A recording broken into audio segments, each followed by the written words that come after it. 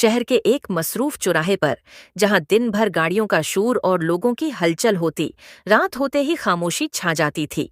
इसी चौराहे के दो मुखालिफ कोनों पर दो भुखारी बैठा करते थे, फिक्रदीन और कनात अली। दोनों की जिंदगी एक जैसी थी, पुराने, जगह जगह से फटे हुए कपड़े, नंगे पांव और रोज की कमाई बस इतनी कि रात को एक वक्त का खाना खा सकें। मगर उनकी सोच एक दूसरे से बिल्कुल मुख्तलिफ थी। फिक्रदीन हमेशा अपने हालात का रोना रोता। जब कोई राहगीर गुजरता तो वो हसरत भरी नजरों से उसके चमकदार जूते, कीमती घड़ी और आरामदह जिंदगी को देखता और जले दिल से कहता, ये सब मुझे क्यों नहीं मिला। वीडियो कंटिन्यू होने से पहले प्लीज चैनल को सब्सक्राइब और वीडियो को लाइक कर दें। ये लोग कितने खुश नसीब हैं और मैं कितना बदकिस्मत। उसके चेहरे पर हमेशा मायूसी और हसद के आसार होते, और जब कोई उसे कुछ देता तो वो बड़बड़ाते हुए लेता, जैसे खैरात देने वाले ने उस पर एहसान नहीं बल्कि जुल्म किया हो। कनात अली की सोच इसके बराकस थी। वो भी फक्र व फाके की जिंदगी गुजार रहा था, मगर उसके चेहरे पर हमेशा सुकून होता। जो भी उसे कुछ देता वो दिल से शुक्र अदा करता और कहता, अल्लाह तेरा शुक्र है, तूने आज भी मुझे भूखा नहीं सोने दिया। इसका रवैया इतना खुश उखलाक था कि लोग उसकी तरफ खूंचे चले आते और अक्सर उसे ज्यादा खैरात देते। एक दिन शहर का एक मशहूर ताजिर, जो अपनी दरिया दिल्ली की वजह से जाना जाता था, इस चौराहे से गुजरा। वो दोनों भुखारियों को रोज देखता था, मगर आज उसने उनको आजमाने का फैसला किया। वो बगैर कुछ कहे एक भारी थैली दोनों के बीच में फेंक कर आगे बढ़ गया। थैली जमीन पर गिरने की आवाज आती ही फक्रदीन की आंखों में लालच की चमक पैदा हो गई। वो तेजी से लपका और बगैर कुछ सोचे समझे थैली को झपट लिया। कनात अली ने एक लम्हे के लिए थैली की तरफ देखा, मगर फिर सर झुका लिया। वो जानता था कि अगर ये उसके नसीब में होती तो शायद ये खुद ब खुद उसके हाथ आ जाती। फखरदीन ने थैली को मजबूती से पकड़कर इधर उधर देखा, जैसे डर रहा हो कि कोई उससे छीन न ले। फिर वो जल्दी से वहां से उठा और एक तारीक गली में दाखिल हो गया। अब मेरी कसमत बदलने वाली है, वो दिल ही दिल में खुश हो रहा था। लेकिन लालच की जल्दबाजी हमेशा नुकसान देती है। वो इतनी तेजी से दौड़ रहा था कि रास्ते के गढ़ों और पत्थरों को न देख पाया। अचानक उसका पांव एक नाहमवार पत्थर से टकरा गया और वो बुरी तरह जमीन पर गिर पड़ा। थैली उसके हाथ से निकल गई और जमीन पर गिरकर खुल गई।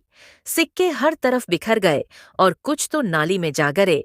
फिक्रदीन घबरा गया।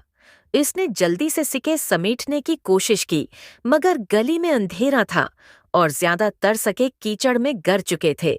फिक्रदीन की सांसें बेतरतीब हो चुकी थीं।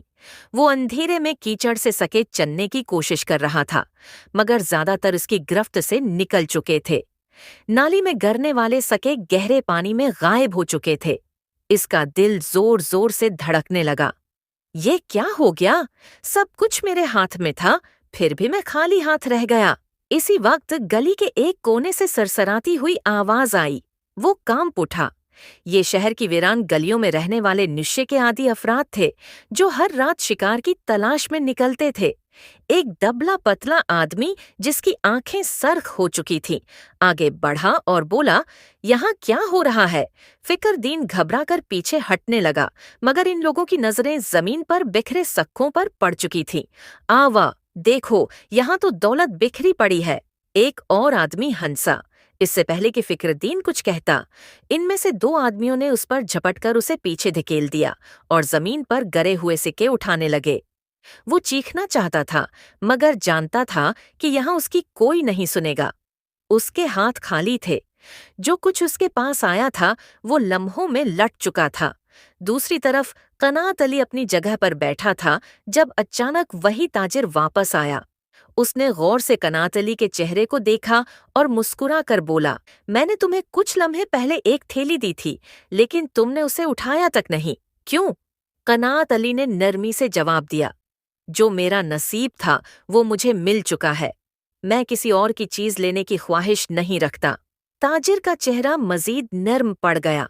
उसने अपनी जेब से एक हाथ लगाया और थैली निकाली, मगर इस बार वो पहले वाली से भी ज्यादा भारी मालूम हो रही थी। उसने थैली कनात अली के हाथ में रखी اور کہا، یہ تمہاری ایمانداری اور صبر کا انعام ہے۔ قنات علی کی آنکھوں میں آنسو آ گئے۔ اس نے تھیلی کھولی اور اندر چمکدار سونے کے سکے اور کچھ ہیرے دیکھ کر حیران رہ گیا، مگر اس نے سکون سے وہ تھیلی بند کر دی اور اللہ کا شکر ادا کیا۔ فکر دین زمین پر گرا ہوا تھا اور وہ نشی لوگ سکے اٹھا کر قہقہے لگا رہے تھے۔ اس کی آنکھوں میں آنسو تھے مگر غصہ اور بے بسی زیادہ تھی۔ اس نے گھبرا کر ایک طرف پڑے پتھر کو اٹھایا اور زور سے چلایا، یہ میرے سکے ہیں، دور رہو۔ لیکن جیسے ہی اس نے پتھر اٹھایا، ان میں سے ایک لمبے قد والا آدمی آگے بڑھا اور اس کے ہاتھ سے پتھر چھین کر زور سے دھکا دیا۔ فکر دین دیوار سے ٹکرا کر نیچے گر پڑا۔ یہاں طاقت چلتی ہے، کمزوروں کی کوئی جگہ نہیں۔ لمبے قد والے آدمی نے قہقہا لگایا اور باقی سکے بھی سمیٹ لیے۔ پھر وہ سب وہاں سے چلے گئے اور فکر دین اکیلا رہ گیا، خالی ہاتھ، زخمی اور اندر سے ٹوٹا ہوا۔ اسے اپنی غلطی کا احساس ہو رہا تھا۔ اگر میں نے لالچ نہ کی ہوتی تو شاید آج میرے پاس بھی کچھ ہوتا، مگر اب پچھتانے کا کوئی فائدہ نہیں تھا۔ وہ زمین پر پڑا کچھ دیر سوچتا رہا، پھر ہمت کر کے اٹھا اور چوراہے کی طرف چل پڑا، اسی جگہ جہاں وہ روز بیٹھا کرتا تھا، مگر اس کا دل ڈوب رہا تھا۔ میں خالی ہاتھ لوٹ رہا ہوں اور وہ دوسرا، کیا اسے بھی کچھ نہیں ملا ہوگا؟ دوسری طرف قنات علی کی قسمت بدل چکی تھی۔ اس نے وہ تھیلی سنبھال کر رکھی اور صبح ہوتے ہی شہر کے ایک پرانے سنار کے پاس پہنچا۔ سنار نے جیسے ہی تھیلی کھولی، حیرت سے بولا، یہ تو بہت قیمتی سکے اور ہیرے ہیں، یہ تمہیں کہاں سے ملے؟